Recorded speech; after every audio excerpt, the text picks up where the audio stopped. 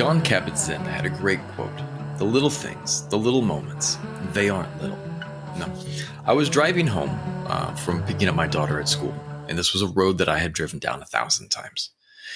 It was a normal, simple, and unassuming road, but today it was anything but normal. Now, when you're driving through the streets of Saigon, for people who haven't lived here, it is a chaotic experience. You are surrounded by noises, by lights, by movement. And if you don't keep your wits about you, you can very easily be pulled off and distracted by anything, and that's not safe. I stopped at a red light. My daughter's sitting with me, and she tapped me on the shoulder and pointed up and said, "Look, Daddy." And as I looked up, I saw the building was covered in flags and streamers, and it was just this symphony of colors. Now, I'd remembered my wife pointed this out to me one day when we were driving home weeks before, but I hadn't noticed it. I hadn't looked up. I hadn't taken the second to enjoy what was in front of me. Instead, I was caught up in my head thinking about work, thinking about life, and thinking about things that I needed to do. But this time, at that moment in time, on that day, with my daughter tapping me on the shoulder, I looked up and I saw it. I truly saw the beauty that was always there. And this is so true in our lives. We get caught up in our heads, distracted by everything around us and in front of us.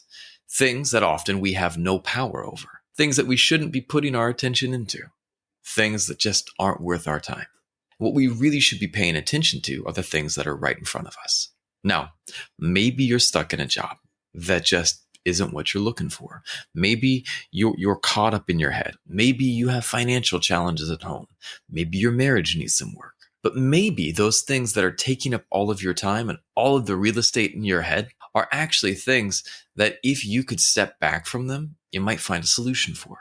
Sometimes one of the greatest things that we can do to find a solution for our problems is disengaging from them, stepping back from them, and taking a second to find clarity. I'm a big proponent of mindfulness. And for people who know, Jon Kabat-Zinn is a mindfulness teacher. That is what he does. One of the beautiful things of mindfulness is that you're not trying to accomplish anything. You're not trying to do anything. You're just stepping back from all that seems important and breathing and being present with exactly where you're at. Not trying to rush ahead, not trying to get behind, but instead being present. And in the practice of Zen, this is one of the most important skills to master. Now, why is that important? There was a great book by, I believe his name was Eugene Herrigel, about Zen and the art of archery. And essentially, he talks and shares his experience studying Kyudo in Japan, archery, and how it spent him years, how he took years just to learn to do the most basic of tasks. And for those years, he wasn't even trying to aim. He was just trying to draw the bow. But it was by letting go and being clear that he was able to be present in the experience. And when you're present with the experience, you can react. You can be there. You can be with it. And the Japanese would have all of these different martial arts, all of these different practices that they would use to train this present momentness, whether that be judo, whether that be kendo, whether that be ikebana, where the art of the flower arrangement. But the secret behind all of these things and the secret behind this practice was about staying present and seeing the beauty in what is. Now, why is this important in our everyday lives? Well, by being present, we're better able to kind of see the world as it is, pay attention to it. We're better able to reevaluate our position and enjoy our lives. You know, I think that we live right now in a time where everyone's very caught up in getting ahead and in success. And me too, man. I would love to have a lot more money in the bank. I would love to have a lot more opportunity coming my way. But at the same time, I have to pay attention to the beauty that's around me right now. Things like I have this amazing daughter that I have to pay attention to when she comes up to get my attention. I have this amazing wife who is in a relationship with me, and it's a relationship that I have to nurture.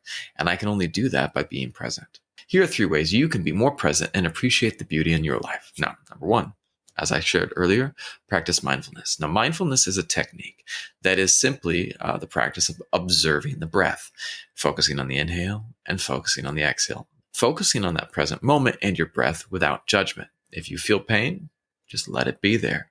If you're worried about something, let it be there. But coming back to the simple breath And this is one of the most beautiful ways that I know of to stay centered and to really be present in the moment. Now, another one that I really enjoy is to engage your senses. Now, this could be something as simple as when you step outside, closing your eyes. What do you smell? Is it the cedar trees down the street? Is it the trash that someone threw on the ground? What is it? Now, it doesn't have to be a positive thing. It is simply focusing on your senses and allowing them to pull you into the present moment. Thich Nhat Hanh, the famous Vietnamese Buddhist monk, had a great one. And he gave someone an apricot or a peach. And he says, eat this. And he wanted them to be in the present moment and eat it. They were asking him questions about Buddhism and life. And he's like, you're holding this beautiful peach that in a second will be gone. And you will have not been present in the process of eating it, even though you were the one consuming it.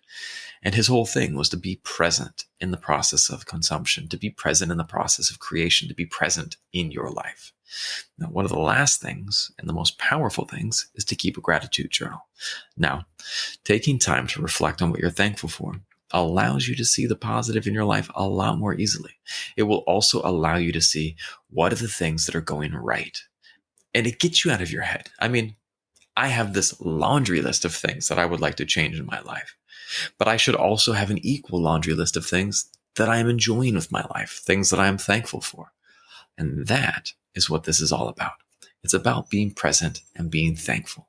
In that moment, when I was sitting there on my motorbike with my daughter in front of me, and we looked up and saw the wind dance with these streamers and flags, when we saw the light shining on each and every last one of them, and we sat there and waited for that red light to change, we could see it count down 10, 9, 8. And as it counted down, we were present. We sat there and we enjoyed the moment. And when the moment was done, we went on. But she looked at me and I looked at her, and we both smiled. Enjoy the beauty that's around you. You'll be happy you did. See you guys next time.